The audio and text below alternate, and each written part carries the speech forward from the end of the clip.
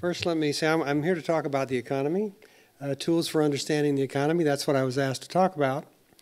I am going to talk a little bit about the actual economy, but what I'd like to give you is a set of tools that will help you to understand how economists think, how they address the economy. Again, tools for understanding the economy as opposed to just telling you what the economy is. I hope this will be helpful. We also publish, I should point out, I've got a couple of copies of reports that we have that we do every month on the state of the economy, the state of inflation, things like that, and you'll be receiving digital copies of these on your email, but it'll help to keep you up with what's going on in the economy. Now, economics has been called a system of applied logic. The idea is that it is a means for reasoning about economic matters. So there's some tools that we use, some constructs that help us to make sense of things. And if you're not in on the inside track on this, things that economists say may seem pretty peculiar. So I'm going to try to clue you in on a little bit of this along the way. I'm going to start with the big picture of the U.S. macroeconomy. I'm a macroeconomist, so I always want to start from this point of view. Macro means big, so we're looking at the larger economy as a whole. And then later we'll talk about some more micro things, some narrower topics. But I'm going to start with the larger economy. We often hear people on the news say something about the economy. They'll say the economy is expanding this quarter. Well, what they really mean is GDP is expanding this quarter. It's code, you know. GDP is short for gross domestic product. Product is like production. How much is being produced and sold in the U.S. And domestic means within the boundaries of the U.S. Some of us that are, I know I still have a young audience, so you won't remember this, but I remember GNP being quoted, gross national product, and that was about what was being produced by Americans wherever they happened to be. Now, you know, quick thought makes it clear that most Americans live in America, so there's not a huge difference between the two, but it was enough that they decided to go with this more universal approach of measurement. But it's the total sum of all that's produced and sold in the country. So one of the normal ways of breaking this down is in terms of the sources of demand. That is, if it's all the things being sold, who's buying it? Okay, so it's being bought by consumers. These are individuals, families, households, or it's being purchased by businesses, and we often refer to that as investment, but it's real investment by businesses, expenditures they have. And for an odd economic reason, we group housing purchases with business purchases because houses last a long time. It isn't any more scientific than that. That's the real reason. And government, state, local, federal government. Now there's also international, there's imports and exports, and I've excluded those for ease. Net exports, the difference between exports and imports only make up about 2.7% of the economy, so it's relatively small. But some of the things I want you to get from this is how big the consumer is in the economy. You know, you're it. I mean, this is why you hear in the fourth quarter, will the consumer come out this holiday season, right? Because if they don't, that's 2/3 of the economy. It's pretty hard for anybody else to make up for the loss of 2/3 of the economy. So it's very, very important that the consumer come out. And consumers generally, their expenditures are driven by mainly their paychecks, which means they have to have jobs. So if there's high unemployment, or there's difficulty in getting raises in your job, then their incomes will be limited. They won't be able to buy as much. So this is very critical to consumer spending. Other factors, of course, have to do with their wealth. If they happen to have a lot of money in the bank or something like that, can draw on home equity loans or something like that. And so lending plays a role in this as well. Businesses are more sensitive to future sales, what they think future sales will be, and also to interest rates. And the government, well, they do whatever they want. But you can see the big swinger here is the consumer. Now, this is what we in economics call a circular flow diagram. It looks awfully busy, I understand, but I have in the lower left-hand corner the households, the families, the individuals. This is people like you and I, living and breathing, buying lunch at McDonald's. Okay, maybe you don't go to McDonald's, but I was there yesterday. So anyway, this is us down there buying the things we buy. And over in the right-hand corner are the businesses and what they do. And then you have the government, state, local, federal government at the top. Now, I went out of my way to find cute little pictures, so I'm really proud of these. So I'm going to leave this up here for a minute just so you can see my great pictures that I got. But the other thing that I tried to do here is pick pictures with people in them. Because economics is a social science. It's about people. It's not about dollars. It's not about money. It's about people. And there are people in all of these. And what you need to keep in mind is that the same people who live in those houses, in those households, are the people who work for the government and government jobs, or who work in businesses, you know, and produce products for us. We're all the same people. It's an arbitrary division simply to look at different aspects of the economy. Okay, so we are all we. There's no they, all right? Now you can see that businesses, for example, they provide jobs and incomes, at least under normal circumstances. They provide jobs and incomes, and they also provide goods and services. And the households, they provide the labor. They take those jobs, and they get paychecks for those. They use the paychecks to buy the goods with. And the government sector, it's collecting taxes, and it's also providing services. Similarly, there's a relationship between the businesses and the government where they're paying taxes and they're receiving a variety of services from the government. So there's a real symbiotic relationship among these three. And nobody in the real world in 2013 thinks that you can have an economy that doesn't have all three of these. So every economy in the world is called a mixed economy. It's mixed. It's mixed, part government, part business, part individuals. It's all mixed. And the only difference is across countries is how much of each. Okay, so this is really the general model for most world economies. I'd also point out that all of these people respond to incentives. And so, you know, there's that movie thing, Greed is Good, you know, that Wall Street movie. Greed is really not the right term. It's about self-interest. As a household, head of a household, I care about providing for my family. And so if I'm interested in doing the best I can for my family, is that greed? I think it's being a good father and husband and parent and so on. You know what I mean? It's just, it's a normal thing to do. It's what you would want to do. So households do that. Businesses are also profit-seeking, and they're generating profits and jobs, and they're helping the economy too. All of these help the economy. Note that if the government takes more in taxes, that means there's less income left for consumers to buy goods. If the businesses pay more in taxes, they're similarly affected. If there are, you know, regulations that restrict these things, it can have an impact. I'm not arguing whether these are good or bad. I'm simply trying to point out that there are these linkages, and they each have an effect on the other. And so part of what we try to do when we conduct policy is to try to find a way to balance these factors. There's no way you can run an economy without paying some taxes and having a government sector, you know, but you want that in balance with the other aspects. You're going to need to provide government services, but you worry a little bit if too many workers are working for the government and not enough for the private sector, and so on. It's all about balance, and that's where we live in modern policy making. Now, let's look at some basic tools. One of the most basic concepts in economics is that incentives matter. And people are responding to incentives. They're responding to a variety of factors, not just money, not just their income, but a variety of factors. We also find that incentives don't always work out the way you think they will. And one of the jobs of economists is to analyze the effects of these incentives and also look beyond the immediate. What are the secondary and tertiary effects of incentives? So there's a cascade of effects through the economy. And as a result, there may be unintended consequences.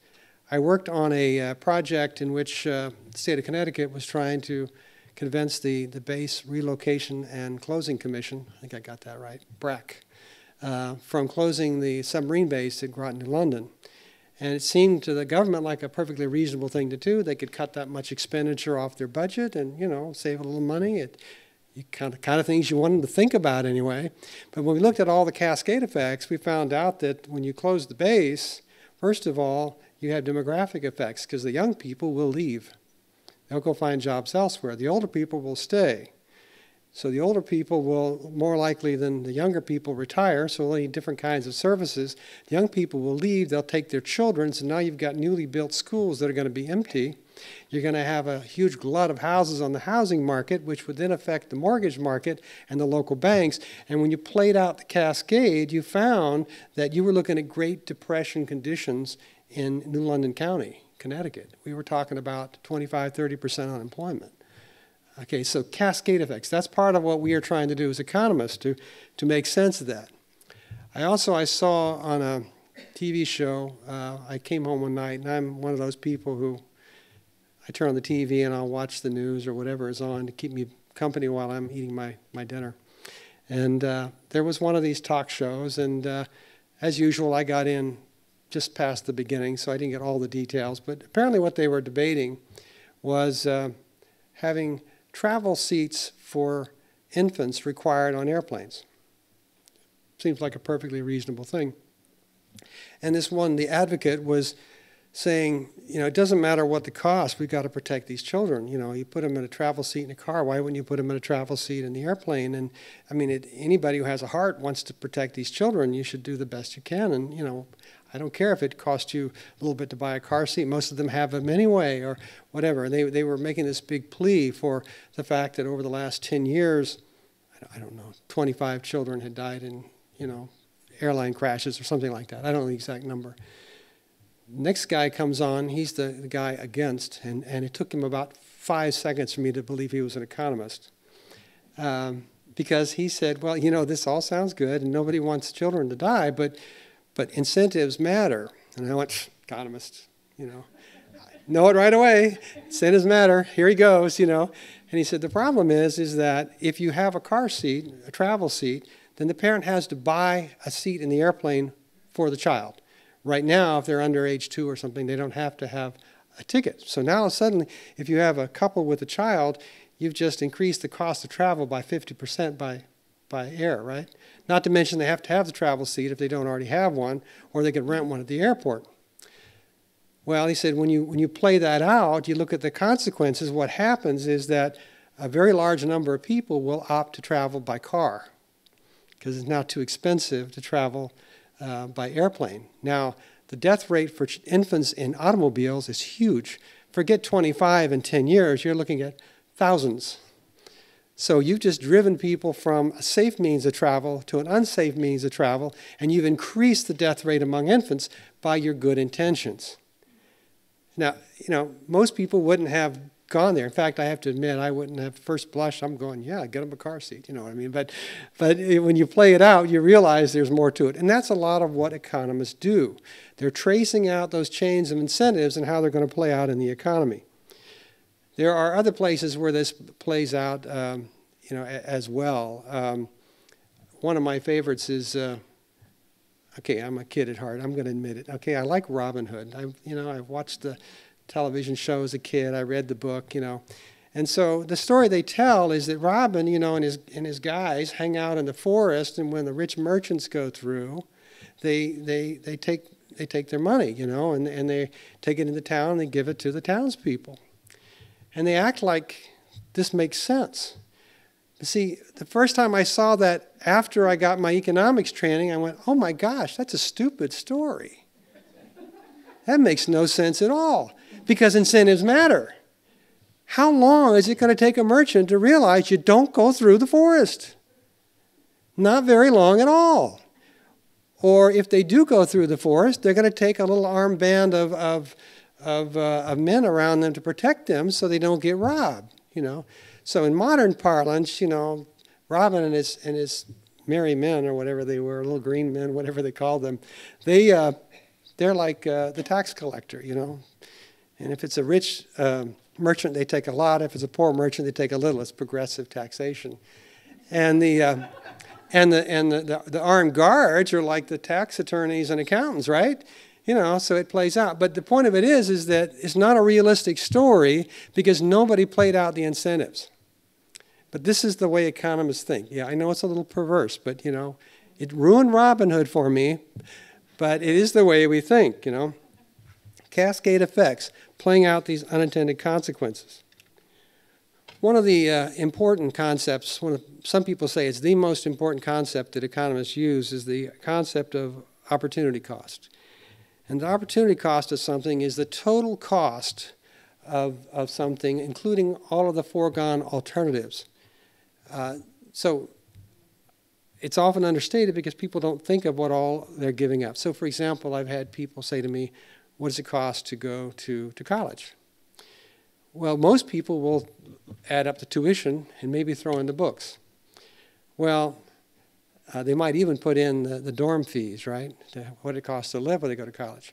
Well, the dorm fees don't count because I think you were going to live whether you went to college or not. So why would you include the cost of living when you have to pay the cost of living anyway? And if you go to school for 4 years, yeah, I know, a lot of kids don't make it in 4. But anyway, if you go to school for 4 years, you're giving up an income for 4 years. So if, just for really round numbers, if it costs you $100,000 in tuition and books and all that stuff to go to school, and you gave up a job that would pay $25,000 a year for 4 years, you've given up $200,000 to go to school. The question is, will that degree buy you that much increased income over your lifetime to make it worth it? In many cases, it will. But that's the way you look at opportunity costs. I'm looking at what I gave up, the income that I could have made, you know, and, you know, I'm looking at the costs that are incurred. So opportunity cost. When I learned this concept, I realized that I had no business taking my week's vacation and climbing up on the roof and putting a new roof on my house. Because I can bill out at $400 an hour. The guy who puts the roof on doesn't get that much. And he's better at putting roofs on than I am. I'll spend 2 weeks and there'll be holes.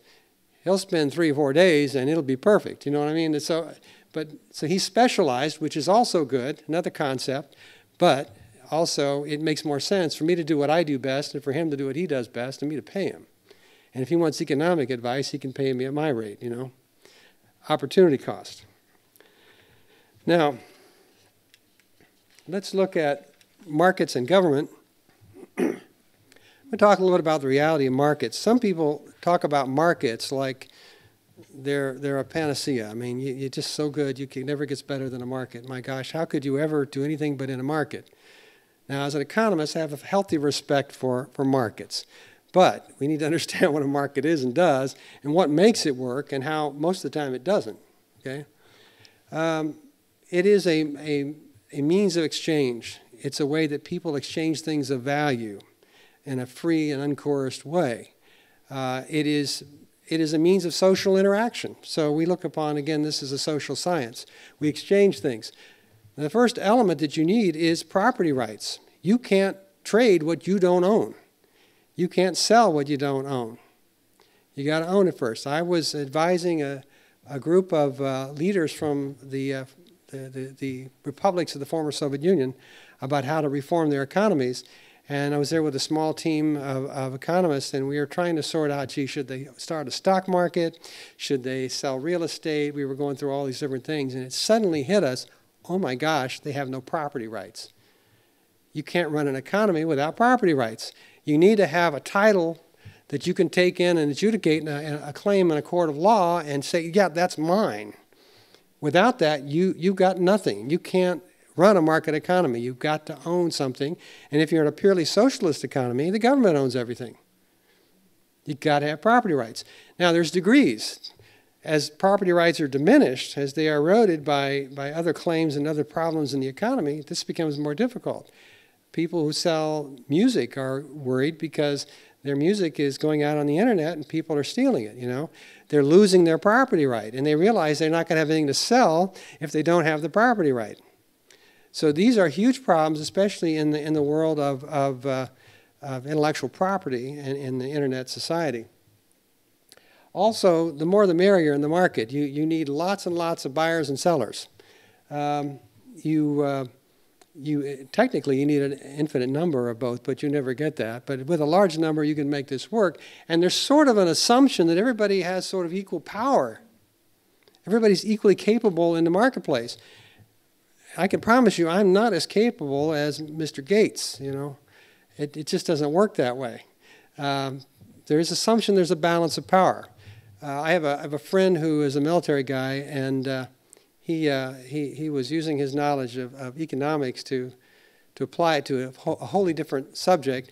In Florida, for a number of years, we were having problems with hijackers hijacking airplanes and standing up on a plane with a gun and say, "We're going to Cuba," you know. And this was a problem, and you know, people, I guess I'm not going to have dinner in Miami tonight, you know. Don't want to go to Cuba, you know. And my friend's solution as a military guy was, your problem is you don't have a balance of power. Now you can try to have metal detectors and try to keep everybody from bringing weapons on the plane. He said the other alternative is that as you get on the plane, the flight attendant hands you each a gun. So when that guy jumps up with his gun and says, "We're going to Cuba," everybody else jumps up with their gun and says, "I don't think so. I'm going home," you know. But you need that sort of balance of power. And if you don't have it in the marketplace, obviously some people are going to have an advantage. They are voting for things, and they are voting with their dollars. And if they have fewer votes, they get fewer goodies. I mean, that's just the way it works. So balance of power. Also full information. This is part of the reason why the government is stepping in and trying to make sure that sellers have to give you full information. They can't hold back information that would affect your purchase. But unfortunately, it doesn't always work. All the costs and benefits associated with the transaction have to be internalized and realized. And what that means is that if I'm selling this to you, that I am going to get all the return. In other words, if I sell it to you and then you turn around and duplicate it and make 100 copies and sell it, then I'm not getting the benefit of my creation. I need to get the total benefit. That affects my willingness to provide it. It's part of the transaction. And all the costs have to be borne by the people involved in the transaction. If I'm buying electricity from the power company, then part of that transaction ought to be the pollution that's going on. They ought to be including that cost in what they charge me, and I ought to be paying it to clean it up and so on. I mean, it has to be part of the transaction. So we talk about that as being internalized. So the market decisions are made by weighing costs and benefits, and of course some of these are also unforeseen or unmeasurable. But you also have these cascade effects where there are secondary effects you don't see. But only when all these conditions are met do you get good market outcomes. That's the only time the market works perfectly is when you have all these things, and as you can imagine, you seldom have all these things. Everything has to be internalized. We talk about these as market failures. When some of these things aren't present, the market doesn't work effectively, we call it a market failure. And there are many things that it's just not possible to perfect. You just can't correct this. It's just the way it is. Okay, and that's why you wind up with in some countries, public broadcasting and things like that that are financed by the government as a way to avoid market failures and not getting the right kind of things in place. It may be that certain diseases, there's not enough return to warrant a cure in the private sector because of the profit motive, and so the government has to step in and do things. So there's all sorts of ways you can have market failures. Markets do have a benefit in that they decentralize. They allow the decision-making to be close to the people who are really close to the problem. It also allows maximum personal freedom, but then again, it may not always give you the best results. Also, when the government gets involved in, I want to talk about prices. Contrary to popular belief, firms can't just charge whatever they want. It doesn't work that way. As they raise prices, they sell fewer units of the good. And they're looking for a sweet spot where they can maximize their return with the right price. So even though it appears like there's inordinate market power, generally speaking, firms aren't able to set prices. If they can achieve a monopoly, if they can convince you that their Adidas running shoes are better than their Nikes, then they can extract more monopoly-like prices, but generally speaking, they can't. Government. It's important to recognize that government is the assertion of socially acceptable limits on markets and personal freedoms through force. And that's not to say it's bad. It just means that they are the 800-pound gorilla in the room. And we want them to be because they look out for us. But you do have to remember that you are allowing the government to assert force over individuals and individual outcomes. The government creates and enforces the rules of the game that govern the market economy, and they're absolutely necessary. Even Adam Smith, the one who's always pointed out as the father of free markets, he has his fourth volume of his series was about this very fact that you have to have the government overseeing this, and in fact it is healthy for businesses because they need to be protected from one another. So this is something that has to be there, but it is a use of force. The government also provides goods and services when there are market failures. There are times when it only makes sense. National defense, I don't want to contract that to a private national defense firm. You know what I mean? I'd like the government to do that, please. I'd like to have some control over that. So point being is there are lots of things that you want the government to provide as public goods, and they're public goods because it is not possible for the private sector to effectively produce them. But like the private sector, there are often cascade effects and unforeseen consequences. It does open the door to rent-seeking activities. We know that people talk about business people being corrupted. Well, I think we also are, we've been around long enough to know that government officials can be corrupted too. So it does lend itself to that as well. When you get into redistribution, that drifts into questions of justice and fairness, which are really outside the realm of economics. We're looking at the issues of how the economy functions, and we'll leave it to the philosophers and ethicists to figure out what's good, bad. But it is an issue the government has to deal with. So you have these two elements. You have the public sector versus the private sector. It is in a mixed economy. It's never as simple as one is always right and one is always wrong. Not at all. The question is always, where can we best get this job done? Where can we get the best outcome? Where can we protect the interest of society? All of that. So that's why it's mixed. It's a balance. Sometimes one solution is better than another. Talk briefly about Adam Smith, because he always gets pulled into these discussions. So you can feel literate, you'll know about Adam Smith. He was actually a moral philosopher who lived in the 1700s, and he wrote this book called The Wealth of Nations. It's really the nature and causes of the wealth of nations, but it was published in 1776. What a coincidence. And it was a bestseller that year, and some guys in the U.S. read it and thought, hey, what a cool idea, And so it became part of the model for this country. I would point out, though, that, as I mentioned a minute ago, that the fourth volume of that book series was actually on the necessity for government and regulation and provision of public goods and so on. So regardless of what people tell you, there was a large government section in there and a discussion of the need and the use of government in a properly functioning society. He also discussed the specialization and division of labor. If firms are going to be profitable, if you want to start a new business, which we're going to talk about in a minute, then you've got to be able to produce at a competitive price. Now you'll notice that not many people in the backyard or in their garage setting up, well, let's say sincere competition to General Motors or Ford. They can build 1, 2, 3 cars. They have to build them by hand.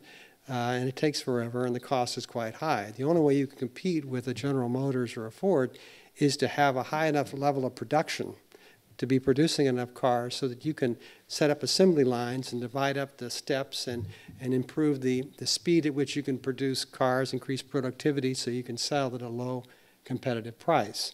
But that means specializing each person on an assembly line, dividing up the labor, and having people become very expert at what they do. Specialization, division of labor. But that implies that you can sell enough cars to make that work, right? That's the problem. And so one of the problems that they have in developing countries, like in Latin America, they have very productive, high-quality labor, high-trained labor, can do lots of things, but if they made 100,000 cars like General Motors in 1 month, they don't know what they do with them. They just pile them up on the shore, I guess, because they got no market to sell it to, right? I mean, there's not that many people with high enough incomes to buy those goods. So the extent of the market, how big the market is you sell into, plays a large role in whether or not you can develop your country and your economy. which is one of the reasons why everybody wants to come sell their goods in the U.S. We've got the biggest market in the world. Okay? If they can get it here, they have a good chance of selling it. They can get their production levels up, their costs down. They can start to employ people who then have incomes, who can buy goods, and they can build a domestic market, and they can slowly move their market back to their own country while continuing to export to this country. So this whole specialization and division of labor is critical to development, and it also requires a large market extent.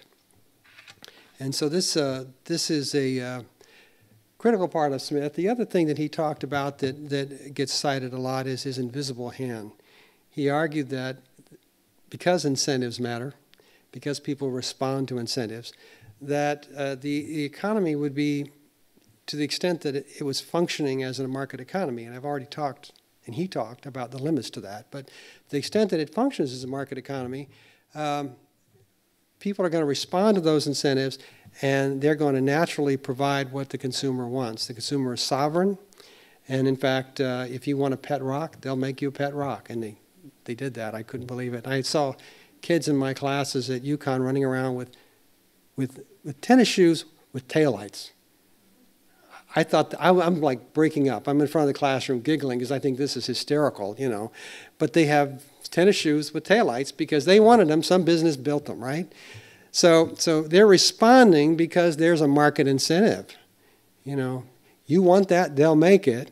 And if enough people want it, it'll get in enough production. The market extent is big enough that they'll get the cost down, and suddenly everybody can afford a DVD player, right? So it is the way the market runs. And Smith points out that it's not out of a sense of goodwill towards society that the butcher or the baker does their business. They do it because that's how they make a living. It's what they're good at. They've specialized, and they sell and make a living. But they're very responsive to you, and they perform a service for society. You don't have to call them greedy. You don't have to call them evil. They're simply providing a service to society because that's what you want, and they're able to make a living out of it. That's not a bad deal. But that's the invisible hand. It's naturally coordinating the economy. Finally, let me talk a little bit about money. Money has changed from what it once was. I mean, there is no gold or silver backing U.S. currency. Hasn't been since, well, quite a long time. We aren't even close to being on a gold standard since the 70s. So I saw on one of the tabloids at the grocery store, you know, shocking news. There's no money in Fort Knox. You know, I'm like, okay, I'm sorry. You know, shocking news first of all, and they were talking about how the government was refusing to pay out gold against dollars. This would be like 1970. Okay, really current, you know, they picked up on this one, you know. It must be all the stories in there are like that, but they're fun to read. But anyway, yeah, the money is not backed by gold or silver. It's not backed by a commodity. It is, in fact, backed by the good faith and credit of the U.S. government. And, of course, it's written on the bills that you have to accept this in payment of debts or whatever. So money is a little bit different. It also mostly provides a convenience. It greases the skids. It makes it easier to conduct transactions. You don't have to barter. You don't have to trade goods for goods. But it does change things because you can work, collect a paycheck, and then buy goods later. It separates the receipt of something from the use of it.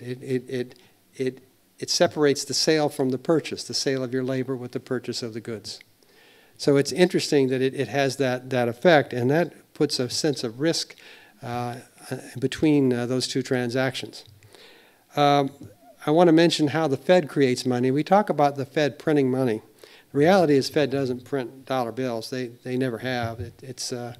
It's actually through the Treasury, one of their operations, the Bureau of Engraving or whatever, mainly because they know how, and the Fed doesn't want to mess with it.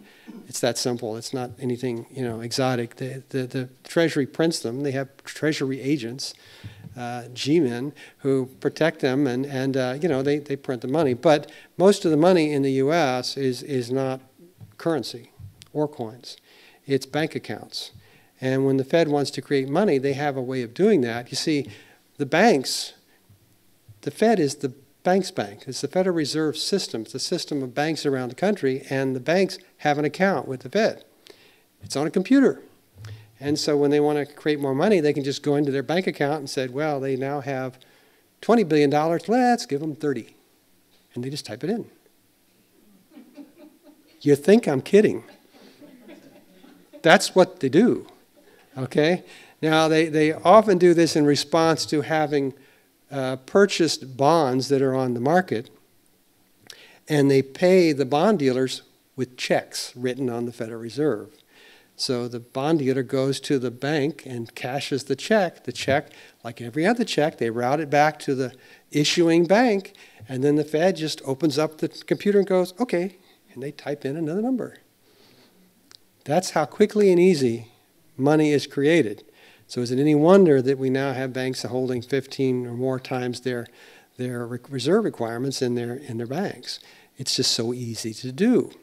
It's also possible to do it in a very fine-tuned way. Now, obviously, if you have more money, the price of money is the interest rate.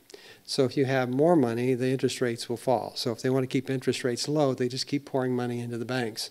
They're hoping that by keeping interest rates low, you'll want to buy a house, or you'll use your credit card, or something like that. Or businesses will buy more inventory or plant and equipment. So they're keeping interest rates low by keeping the flow of money coming out into these banks. And so they're buying programs of these bonds, and they're increasing. But it's all mostly electronic, which is not to say you can't go the other way. They can reverse that process and just take money out of the bank. Okay? But it's a little scary to think that they can just adjust it this way. And when they increase the amount of money in circulation, it tends to be inflationary. When they reduce it, it becomes deflationary. And so while they're trying to shore up the banks and give you low rates, they're also creating the potential for inflation. So people worry about them doing that. But they do this, these people at the Federal Reserve get together, the Fed Open Market Committee, and they have a meeting every 6 weeks or so, and they sit around and say, so you want to print some money? Yeah, let's print some money. That'd be good. You think that's what they do? I mean, that's pretty much the game, you know. What do you think? I think it's a good idea. Yeah, I like it. You know, let's print some money. And when they do, of course, they're changing the value of money. They're changing the value of money through inflation, right? And so this is a little bit frightening that they can do this. Imagine if the Supreme Court got together on a given Tuesday and decided, you know, we're going to help the economy. You know, all those contracts you all have for sales and purchases, you get a 10% discount, right? The buyers and the sellers like, wait, I didn't sign up for that, you know. No, but we're helping the economy. And that's sort of what the Fed's doing is they meet on a Tuesday and they say, we're going to change the value of money. You're going to get a discount because money is not going to be worth as much. Boom. Okay, very, very powerful and a little frightening. But it's what the Fed does. And it's a very scary business. Now, to be fair, I've worked at the Fed. I've been at the board meetings. And I'm being a little bit light about it. But they take it very, very seriously. They talk about, you know, I've had the vice chairman, when I was there, he clutched his chest and said, if I raise rates, my brother won't be able to buy a house, and you know, if I lower rates, my mom's income's going to fall. She won't be able to live as well on her fixed income. I mean, they're thinking about all those things. I mean, I'm being a little bit flippant about it, but they do care. But they literally are deciding whether or not to reduce the value of money by printing more or less. So the idea of money helping the economy is also at best in creating more money, lowers rates temporarily, and it makes it a little bit more available to get credit on the short run, and it can stimulate the economy on the short run. But on the long run, the only effect can be inflation. That's really all it can do. That's the limits to that policy. You can see this by what in economics known as the fallacy of composition. That if we were the whole economy, this was it, got a small economy, and I asked you know, somebody here, how much money do you have? And you said, I've got $100. Here's another 100, so I double your money. And you're going to buy and sell things in this room, and now you have twice as much money. you would be able to buy more. I mean, there's no question. You'd be better off. That's what happens when you do it for one person. But if I went around the room and I found out how much everybody had, and each person I doubled how much they had, you could not buy more. All you would do is bid the prices up. And that's what happens when the Fed goes to every bank in the country and increases the money supply. You see, ultimately they inflate the economy. But temporarily, if you didn't know what was going on, you'd be thinking, I'm richer. Not really.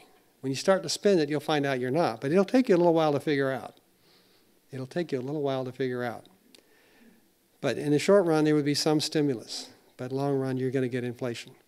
So this is the way money functions in the economy. So these are some basic elements going from incentives, opportunity costs, the way markets function, prices are set, the circular flow diagram. This is a super quick course in economics. And I'm happy to take a few questions if you'd like. We've got another speaker coming up in a minute, but if you'd like to ask a few things, I'd be happy to do my best. Yes? I took a class in permaculture, and they spoke about everyone having inputs, what to maintain their system both biologically and financially, and outputs.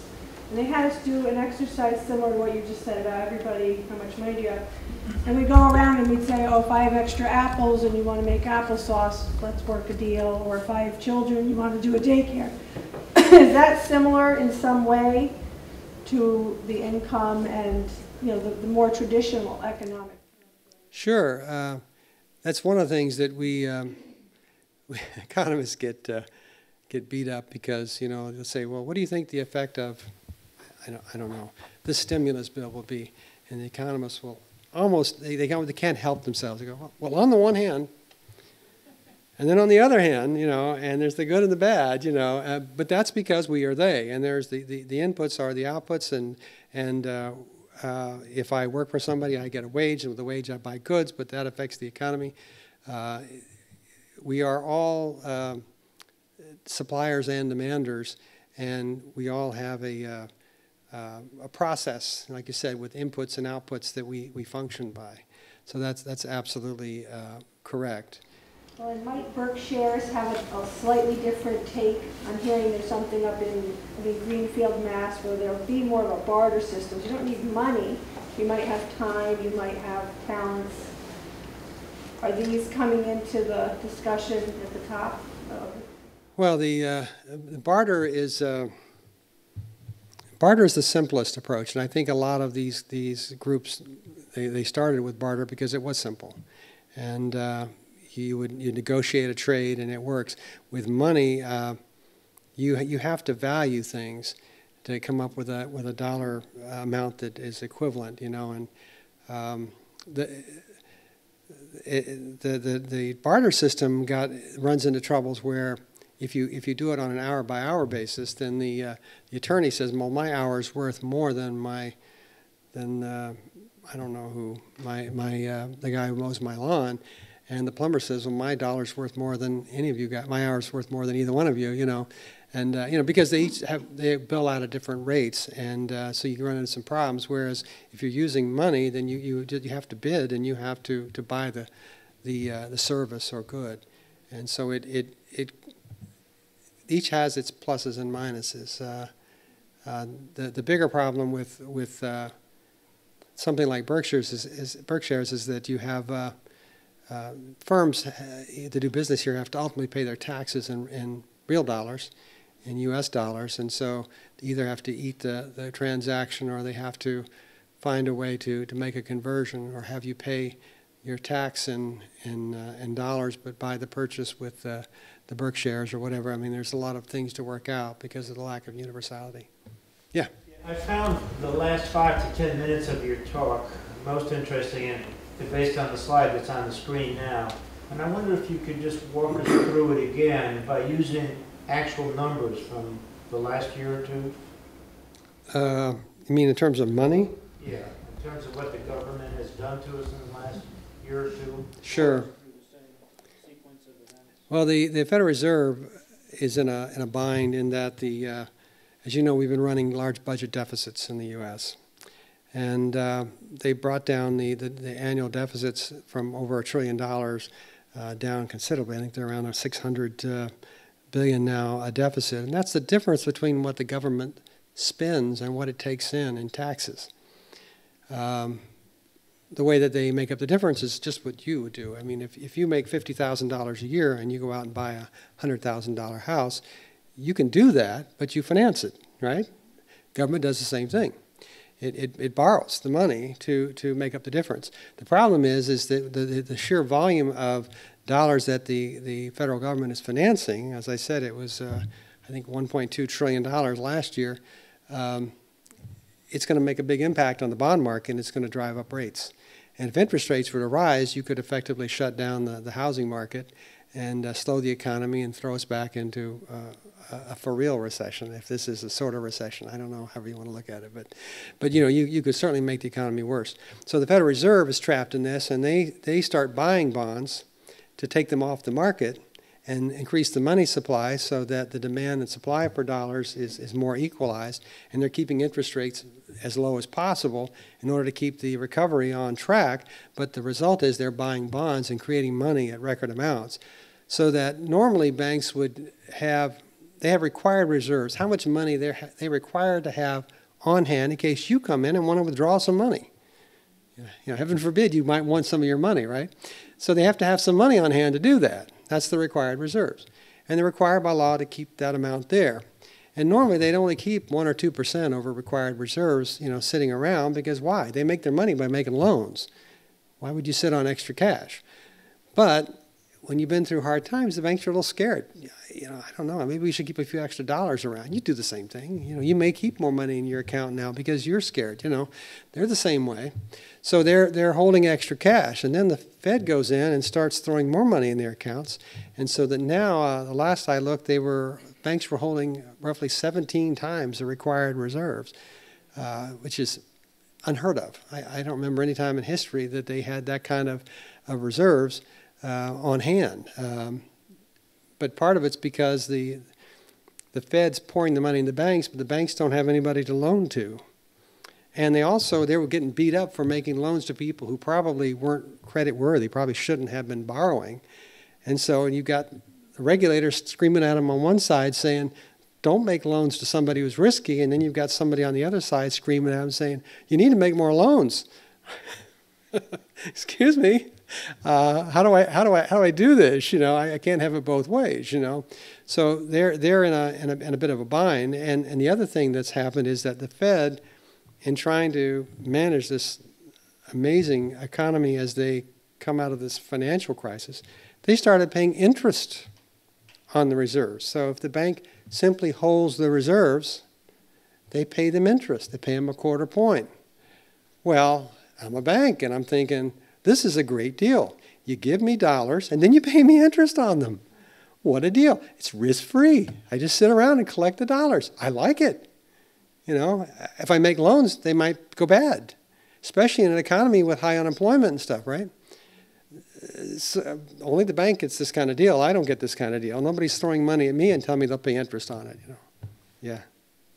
You mentioned the Fed buying bonds every month. There's been talk that it may stop. Do you think that's going to happen? If it does happen, what do you think is going to happen to the economy? Well, I think that the government is buying about $85 billion worth of bonds a month. Part of that is in mortgage-backed securities, and part of it is in actual Treasury securities, general Treasury securities. And surprisingly, or maybe not surprisingly, it's almost exactly the same amount that the Treasury is issuing to finance the new debt every month. So basically, the Fed is buying enough to keep the market steady. It's not allowing, it's offsetting, you know. The Treasury issues $45 billion of new debt, and then the Fed buys $45 billion of new debt. They just sort of go that way. Now, keep in mind, though, that even if you consider all of the bond buying to include the mortgage-backed securities, it's $85 billion a month, and the amount of money in circulation is like $2 trillion, again, too. So it's not that big compared to the whole. The problem is it's been going on now for how many years, and it keeps going on. So that's a little bit problematic. That said, the government is reducing its deficits, by this sequester process and by increases in taxes. And it looks like about the amount that the Fed will stop buying is about the amount that the government will no longer have to finance. Okay, nobody's really talking about that much. So the impact is probably more initially going to be emotional. People are scared to death. They've gotten used to this process. It seems safe. But the Fed can't keep doing this. They're slowly losing control of the interest rates anyway. The long rates are starting to rise. And because people are having inflationary fears because they know that printing this money, typing it into computer accounts, is going to be inflationary, and so they're afraid, and so they're demanding higher interest rates for the future, long-term bonds. So the Fed's losing control of it anyway. So they're going to have to back down. So I don't think the effect is going to be devastating. I think there'll be a convulsion initially in the market because people are scared to death. But I think ultimately it's not going to be a major event. There are other things that are more problematic. We're more worried about if rates rise. Okay, if rates rise, interest rates rise, then the banks aren't going to be content with getting a quarter point on the reserves. They're going to actually want to make loans. So then the Fed will have to actually let them start making loans, which may overstimulate the economy and create inflation, or the Fed's going to have to raise the interest rates on the bank reserves, which means they have to print more money. So you could get into a cycle, a spiral of inflation. So there's all sorts of things to worry about, but the basic element of simply not buying $85 billion worth of bonds every month is not probably the most critical component. Okay? All right.